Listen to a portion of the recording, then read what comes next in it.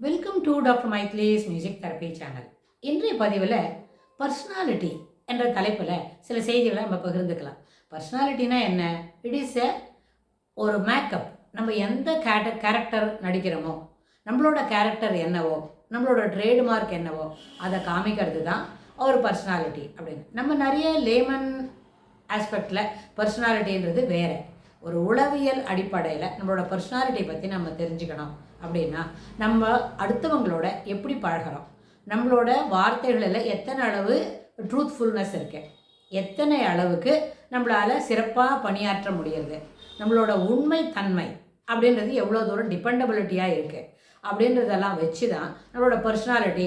ஒருத்தர் நல்ல மனிதர் அப்படின்னு சொல்கிறோம். அந்த நல்ல மனிதர் எத்தனை குவாலிட்டி அளவுக்கு அவர் பொய் சொல்கிறாரு, சொன்ன வார்த்தையை எந்த அளவுக்கு காப்பாற்ற மாட்டார், அதை வச்சு ஒருத்தரோட நல்ல மனிதரை நம்ம ட்ரீட் பண்ண முடியும்? இல்லை. அந்த ரேட்டிங்ஸ் எப்படி இருக்குன்னா, அந்த ட்ரீட்மெண்ட்டுக்கும் ரேட்டிங்ஸ்க்கும் இட் ஷுட் சின்க்ரனைஸ்.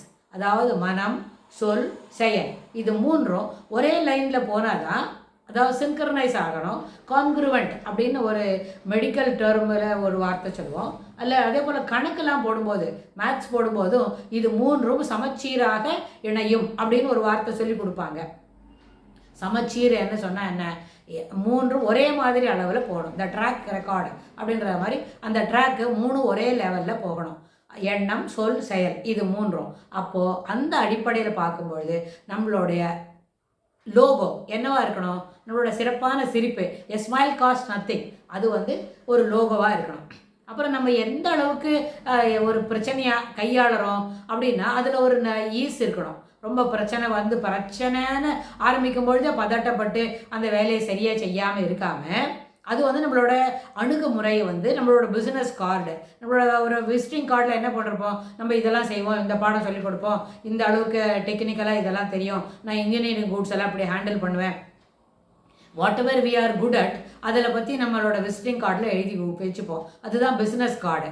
அதே மாதிரி நம்மளோட பழகிற தன்மை, நம்மளோட ஒரு சுச்சுவேஷனை ஹேண்டில் பண்ணுறது நம்மளோட பிஸ்னஸ் கார்டு போல் நம்மளை பற்றி அடுத்தவங்களுக்கு சொல்லக்கூடியதாக இருக்கணும். அதே மாதிரி எந்த பிரச்சனையாக இருந்தாலும் அது நம்ம எப்படி அதை அணுகிறோமோ அதுக்கு தகுந்த மாதிரி தான் அது நம்மளுக்கு நல்லது செய்யும், இல்லாட்டி போனால் இடைஞ்சல் செய்யும். கெடுதல் எந்த பிரச்சனையும் கெடுதல் பண்ணாது. இட் இஸ் ஒன்லி ஒரு டர்னு நம்மளை சிறப்புப்படுத்துறதுக்கு அது ஒரு வாய்ப்பாக அமையும்.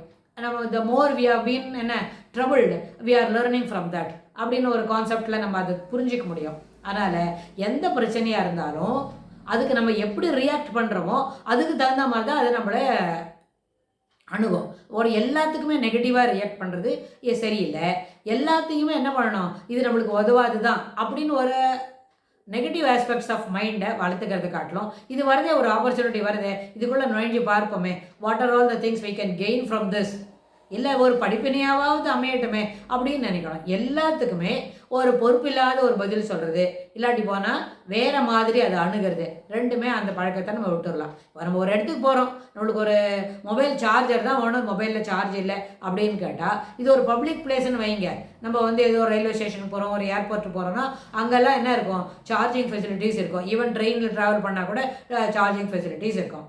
ஆனால் ஒரு வீட்டுக்கு போகிறோன்னா அங்கே இருக்காது. அப்படின்னா அப்போ நம்ம என்ன கேட்கணும் அவங்கள, இந்த மாதிரி என்னோடய மொபைலில் சார்ஜர் குறைஞ்சிட்டு எனக்கு ஒரு 2-3 பாயிண்ட் தான் இருக்குது, யாரான முக்கியமான கால்ஸ் வந்தால் பேச முடியாது, சார்ஜர் மறந்துட்டேன், எனக்கு கொஞ்சம் உங்களோட சார்ஜரை will you provide it for few minutes, ஒரு 10-15 நிமிஷம் உங்கள் வீட்டில் சார்ஜ் பண்ணிட்டு போகிறேன் அப்படி தானே அது கேட்டால், there is a need that has to be fulfilled by somebody. அந்த வீட்டில் இருக்கிறவங்க நம்மளுக்கு ஹெல்ப் பண்ணுவாங்க அப்படின்னு நம்மளுக்கு தோணும். இன்ஸ்டன்ட் அது கேட்குற மாதிரி, உங்கள் சார்ஜர் கொடுங்க, எத்தனை உங்களோட என்னத்தனை டைப் பின்னது, சி டைப்பா கொடுங்க, எந்த ஒரு சி டைப் தான், இல்லைன்னா உங்கள் மொபைல் காட்டுங்க, அப்படிலாம் நம்ம ஒருத்தர் கொஞ்சம் அதட்றா போல கேட்குறான்னு வைங்க. அப்போ என்னாச்சு, யார் கேட்குறது மேலாக இருந்தாலும் ஃபீமேலாக இருந்தாலும் அந்த பர்சனாலிட்டியில் ஒரு வணக்கம் இல்லை. You are only a stranger to them. அப்படின்னா ஸ்டில் வருஷ நீ கேட்கவே முடியாது. அவங்க என்ன சொல்லுவாங்க, ஏன்பா நீ சார்ஜர் எடுத்துன்னு வராத வந்தேன் அப்படி கேட்பாங்க. ஸோ அதனால் the more we are interacting with people அப்படின்னு சொன்னால் அதில் அந்த வார்த்தையிலையும் அந்த பழகிற விதத்துலையும் சௌமியம், அதாவது ஒரு ஒரு எட்டிகசி தெரிஞ்சு பேச தெரியணும். அவங்களுக்கு அது தெரியாதுன்னு சொன்னால், but you will not be provide, உங்களுக்கு அதெல்லாம் அந்த மாதிரிலாம் கேட்க தெரியாதுன்னா அந்த ஃபெசிலிட்டிஸ் உங்களுக்கு அங்கே கிடைக்காது. ஸோ இது எல்லாமே நம்மளோட ட்ரேடு மார்க்காக இருக்கணும்னு சொன்னால் நீங்கள் இப்படி தான் பேசுகிறது ட்ரேடு மார்க்காக இருந்தால் எப்படி உங்களோட இன்ட்ராக்ட் பண்ணுவாங்க? நீங்கள் உள்ளே வரைச்சவே அவங்க ரொம்ப பயப்படுவாங்க. இவங்களுக்கு வடிவாக பேச தெரியல, வடிவாக நடந்துக்க தெரியலன்னு. அதனால் பர்சனாலிட்டி மேக்கப் அப்படின்றது நம்ம பழகிற தன்மையில் முக்கியத்துவம் வாய்ந்தது. பழகிற தன்மையிலேருந்து ஒரு துளி கூட நம்மளை அது குறைச்சி காட்டாது. The more you are interacting politely with others, உங்களுக்கு என்ன வேணுமோ அதை தயவாக தான் கேட்டு வாங்கணும். மிரட்டி கேட்குறது, அதுக்கு வேறு ஆஸ்பெக்டில் கேட்குறது, அதெல்லாம் சரியில்லை. அம்மா எனக்கு இந்த பாடம் தெரியல சொல்லிக் கொடுங்க அப்படின்னு ஒரு பிள்ளைங்க கேட்குறதுக்கும், இல்லாட்டி போனால் எனக்கு ஏன் இந்த மாதிரி பாடம் சொல்லித்தர மாட்டேன்ற அப்படின்னு கேட்குறதுக்கும் there is ocean of difference. அதனால் நிச்சயமாக what is you are in need of it அப்படின்னா, எனக்கு ஒரு ஹெல்ப் பண்ணுறியா, கடைக்கு போய் இது வாங்கி தரியா அப்படின்னு கேட்டால் நம்ம கேட்குறதுல ஒரு தன்மை இருக்குது. அதை விட்டு போக மாட்டியா கடைக்கெல்லாம் அப்படின்னு கேட்டால் தெர் இஸ் ரொம்ப டிஃப்ரென்ஸ் இருக்குது. அதில் நம்மளோட அந்த என்ன நினைப்பாங்கன்னு கேட்டால், இவங்களுக்கு பவ்யமாகவே பேச தெரியாதோ. ஒரு பெரியவங்கள்ட்ட பேசுகிறதா இருந்தாலும் தன்னை காட்டில் சின்னவங்க தான், ஆனால் அவங்களோட ஹெல்ப் நம்மளுக்கு வேணும்னு சொன்னால் நீங்கள் இது இப்படித்தான் கேட்டாகணும். ஏன்னா நீங்கள் கேட்குற சாமானோட ரெக்குயர்மெண்ட்டு உங்களுக்கு அத்தியாவசியம்னு அவங்களுக்கு புரிய வைக்கணும்ல. எனக்கு நிறைய விஷயம் நல்லா புரியும், யூ கேனாட் என்ன அதில் ஹோல்ட் ஆன் தட்.